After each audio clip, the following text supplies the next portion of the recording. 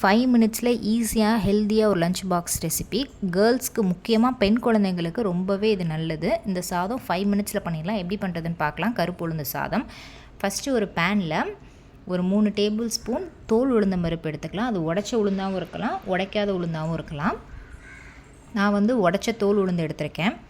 1/2 teaspoon மிளகு ரொம்ப கம்மியாக சேர்த்துக்கோங்க, ஏன்னா காரம் அதிகமாக இருக்கும்.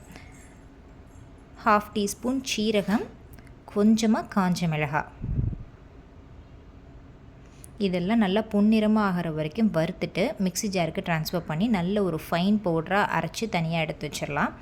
இந்த லஞ்ச் பாக்ஸ் ரெசிபிங்கிறது வந்து ஒரு 5 மினிட்ஸுங்கிறது இதுக்கு வந்து அதிகம் தான். நல்ல ஒரு ஃபைன் பவுடராக அரைச்சி எடுத்துகிட்டு வந்துடலாம். இந்த அளவுக்கு நல்லா ஃபைனாக அரைச்சி எடுத்துகிட்டு வந்துடணும். இது ஒரு ஓரமாக இருக்கட்டும். மறுபடியும் அதே பேனில் நெய் நிறைய நல்லா தாராளமாக ஊற்றிக்கோங்க. நெய் இல்லைன்னா நம்ம வந்து நல்லெண்ணெய் ஊற்றினா இந்த சாதத்துக்கு ரொம்பவே நல்லது. நல்லெண்ணெயும் நெய் 2 டேபிள் ஸ்பூன், நல்லெண்ணெய் 2 டேபிள் ஸ்பூன் நான் ஊற்றிருக்கேன். 1 டீஸ்பூன் கடுகு, 1 டீஸ்பூன் உளுந்தம்பருப்பு, நல்லா பொரிஞ்சதுக்கப்புறம் கருவேப்பிலை ஆட் பண்ணிக்கலாம்.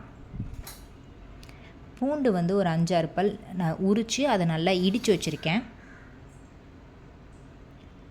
அந்த பூண்டோட பச்சை வாசனை போகிற வரைக்கும் நல்லா வதக்கிக்கிட்டு நம்ம வடித்து வச்சுருந்த சாதத்தை ஆட் பண்ணிக்கலாம்.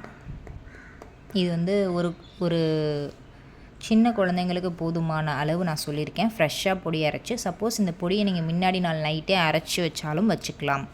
3 நாள் வரைக்கும் இதை வச்சு யூஸ் பண்ணலாம். அதுக்கு மேலே இதை யூஸ் பண்ண முடியாது. இந்த பொடி போட்டு நல்லா மிக்ஸ் பண்ணிவிட்டு இந்த சாதத்துக்கு தேவையான அளவு உப்பு போட்டுக்கலாம். இதில் அப்பப்போ நெய்யும் நல்லெண்ணெயும் விட்டு நல்லா கிண்டி விடுங்க. சாதம் வந்து நல்ல டேஸ்ட்டாக, குழந்தைங்களும் நல்லா விரும்பி சாப்பிடுவாங்க. பெண் குழந்தைங்களுக்கு இடுப்பு வலி, கை கால் வலிக்கு இந்த சாதம் ரொம்பவே நல்லது. சூப்பரான லஞ்ச் பாக்ஸ், ரொம்பவே ஈஸியாக இருக்கும். கண்டிப்பாக ட்ரை பண்ணி பாருங்கள். குழந்தைங்களுக்குமே ரொம்பவே பிடிக்கும். இந்த சாதத்துக்கு வந்து நம்ம சைடிஷ் வந்து எதுவுமே வைக்க வேண்டாம். ஒரே ஒரு அப்பளம் மட்டும் இருந்தால் போதும். சூப்பராக குழந்தைங்க நல்லாவே சாப்பிடுவாங்க விரும்பி.